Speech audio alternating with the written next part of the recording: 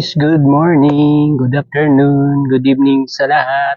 Welcome to my YouTube channel, Roselski TV. Guys, andito tayo para mag-reaction sa naging vlog ni Kuya Val. Po. Pero bago ang lahat, pakisuportahan po muna ang ama ng Kalingap Kuya Val Santos Matubang, Ate Edna Vlogs at Kalingap Rab. At syempre, sama na po natin itong si Kalingap Edu. Po. Support po natin ang kanyang channel para maabot na niya yung 400k subscribers. Po. At ito na tayo guys, ating re-reactionan yung naging heart to heart ni Kuya Val at ni Kalingap Edu sa kanyang programa sa Boom Radio. Guys. At sisimulan po natin ito doon sa pag-welcome ni Kuya Val kay Kalingap Edu. Ito po, panoorin po natin.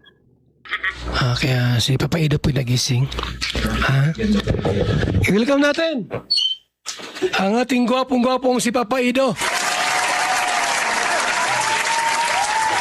Yan si Papa Ido. Gwapong-gwapo mga kaibigan. Gwapong-gwapo. Kumusta si Papa Ido? Okay lang po. Saan galing? Sa sa bahay, nagpahinga lang, medyo natagalan ng konti, pasensya na po, late. Galing ka sa bahay ninyo? Opo, ang daming bisita kanina eh. Bahay ni Beyonce? Bahay Bahay ninyo? lang po, bahay lang talaga. Bahay ninyo ha? At nag-asikaso din ng mga gamit. Gwapong-gwapo yung ating pong guest ngayon, ating bisita po. Yeah. Kasing gwapo ko. Gusto po. Akala ko itulog ka, Papa Ido. Nag-asikaso lang po ng gamit. Okay. Ay, saan napunta mo? Sa Hong Kong, wag ako mga Hong Kong. Kasama ka doon? Kasama ako sa Hong Kong. Awa talaga naman. Kaya po. Ha? Hindi nga kasama ka sa Hong Kong? Sino kasama doon?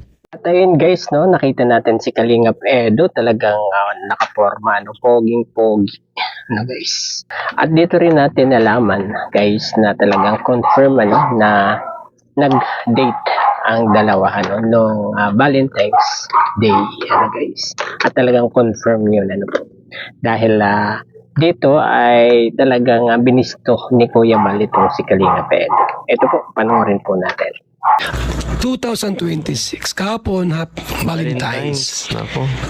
So nag-date kayo ni Beyonce? Nagkain po Saan? sa HP. Sa Hotel Plaza? Hindi naman hotel yun. Hindi hotel yun? Parang coffee shop. Parang gano'n. Wala kayong dalawa lang.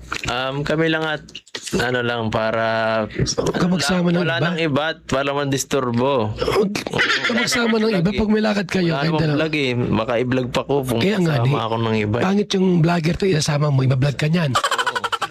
Baka bumulong-bulong Mamarites pa yan. Kaya nga, pagka may kasama mo ang jowa mo, huwag kang magsama ng iba. Para pwede kang magdukot-dukot. Hindi naman. Hindi naman pala yung Hindi naman yung vlog sa Kalingap. Hindi naman Kalingap para. Di baka, para mas maging maging... Sinong gumastos? Si Beyonce? Ikaw? Si Benzi. Hindi pwede bumastos sa syempre. Ang beneficiaries? Oo. Mas Wala mapira namang pera eh. Anong wala? Mas mapira sa'yo yun. Yun lang. Mas malaki ang pera. Ay, nag-birthday ka pala. Malaki nakuha mo. Parehas kayo? Parehas lang. Parehas lang. Estudyante man siya. Estudyante nga siya. Marami siyang projects. Tama. Kaya ako nang bahala. Ikaw nang bahala. Tumutulong eh. Oo naman. Ikaw muna. Ano yan kumbaga sa beneficiary mo na, jowa mo pa. At ayun guys, talagang date itong dalawa na silang dalawa lang. Sabi nga ni Kalingap Edu, hindi siya nagsama ng iba dahil para makapag-usap sila ng ayos, walang istorbo, di ba guys?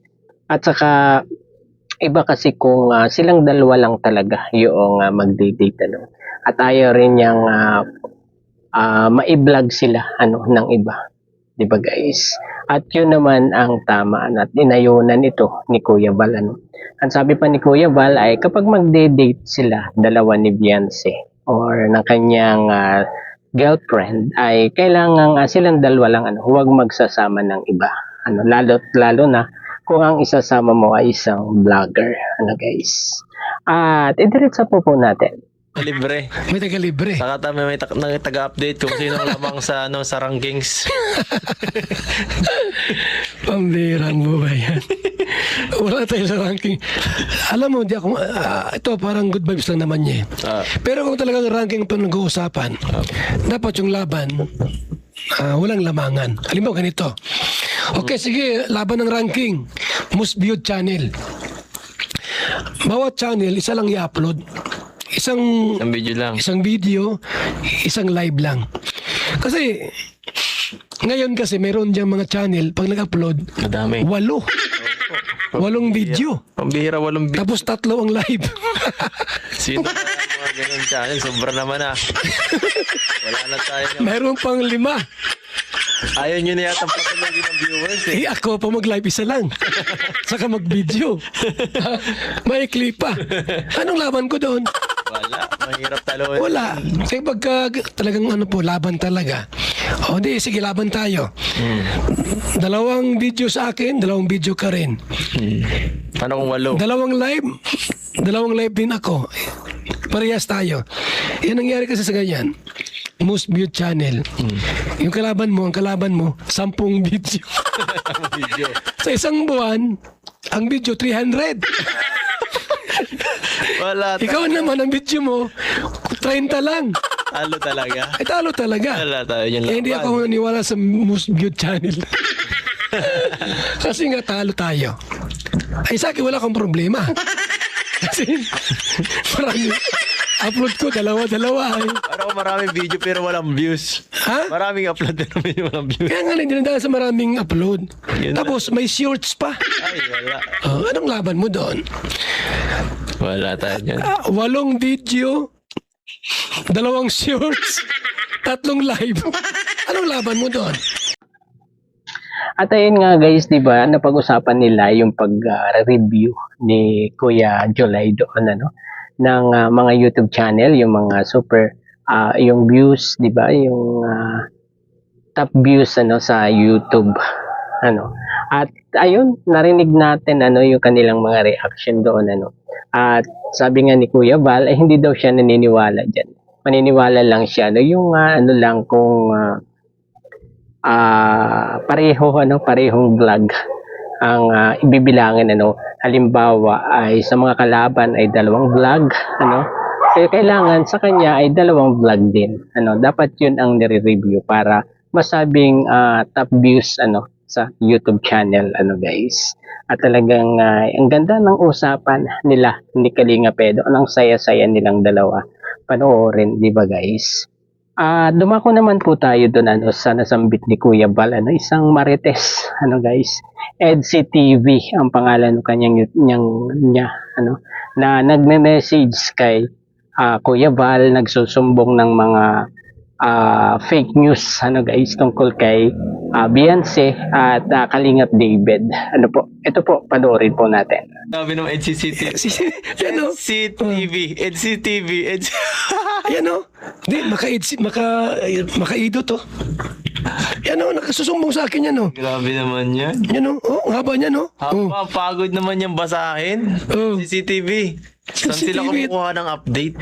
Alam mo, sumbong sa akin? Si Kuya David, naniligaw daw. Ayun lang. Kuya David Vlogs. Kuya David Vlogs, nagbintangan, maniligaw daw. Ingat ka kay David. Kay David. Ayan, magbasahin mo. Kuya David Vlogs ay sila rin. Haba niya, Grabe. Haba niya, David Vlogs ba? Gumagawa po siguro si David sa upcam ng paraan para mabrinuwas niya si Bian. Ayan mo, basahin mo. Basahin mo. Hindi ako nagbibiro. Ayan Ayoko basahin ng mga sabi ko, mahirap yan. Mahirap. Magwalay ka kay David na yan. Magkaano pa tayo dapat. Kaya nga, sabi ko sa iyo, maraming nagmamahal kay Beyonce. Ha? Marami. Hindi lang si David. CCTV, wag masyadong marites Kasi baka makasira ka ng pagkakaibigan. Gusto mo yung number ko, number niya Ang dulo ay 4247. Yan Ang daming marites yan, no? Sino kaya yan? Hindi ko kilala sino ito. Dapat i-guess yan eh. Mukhang alam-alam ang... Taga, lagi yan, oh. Punong-puno na Taga dito mga. ba yan? Taga dito ba Hindi yan? ko alam kung sino ito. Oh, Ibang klase ito. nag-umalis na sila sa bahay at nasa car na sila. Ang sabi ng mga kasama nito. Hindi ako mabasa niya. Ako rin. Malas yung gayang wala sa hulog para sumbong baga. Para sumbong. Maganda yung ngayon pa lamang gumawa tayo ng akbang, aksyon. At ayun nga guys, hindi naman naniniwala itong si Kuya Bal, at ayaw niyang basahin ang mga ganitong, kasi ayaw niya nung mga parasumbong, yung mga gumagawa ng kwento, guys. Tama lang na yun ang maging desisyon ni Kuya Bal, na ipaalam kay Kalingap Edo, sabi pa nga ni Kuya Bal ay maka-Edo raw. Ay nako, imposible yan na maka-Edo kasi gusto niyang sirain itong EDSI, di ba guys? Or one-sided siya, di ba guys? Kung maka-Edo siya, ay maging Edo na lang siya. Huwag na niyang sirain pa ang EDSI, di po ba? At ayun, diretso po natin. Magpaalam na tayo. Apo. Pero bago yan, tanong muna ako, magtanong sa'yo. Mahal na mahal mo ba si Beyonce? Siyempre naman po. Ha? Siyempre naman. Di naman. Oo, hindi. Oo naman. Yes! Oo, ha? Oo. Wala bang ibang babae maliban kay Beyonce? Wala po. Yes! O, ha? Waliwalag na. Alam na. Paano yan? Ha? Ang ating plano ay sigurado na yan. Sige po. Pag-uwi natin galing sa Hong Kong, Sige. punta natin yung mama ni Beyonce. Sabi guys, yung tanong ni Kuya Bal kay Kalingap Edo, guys. At yun yung huling sinabi niya kay Kalingap Edo or itinanong bago sila magpaalam kung mahal niya itong si Lady Beyonce, guys. Pero sinagot naman ni Kalingap Edo na mahal talaga niya itong si Lady Beyonce.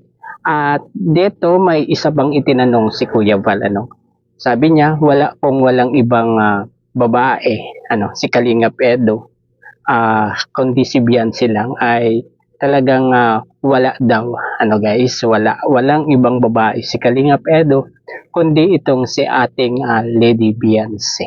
Diba guys? At eto guys, hanggang dito na lamang po ang ating konting pagre-reaction dito sa Heart to Heart ni Papa Bal kay Kalingap Edo. Hanggang sa muli pong pagbablog. Bye-bye. God bless po sa lahat. Peace.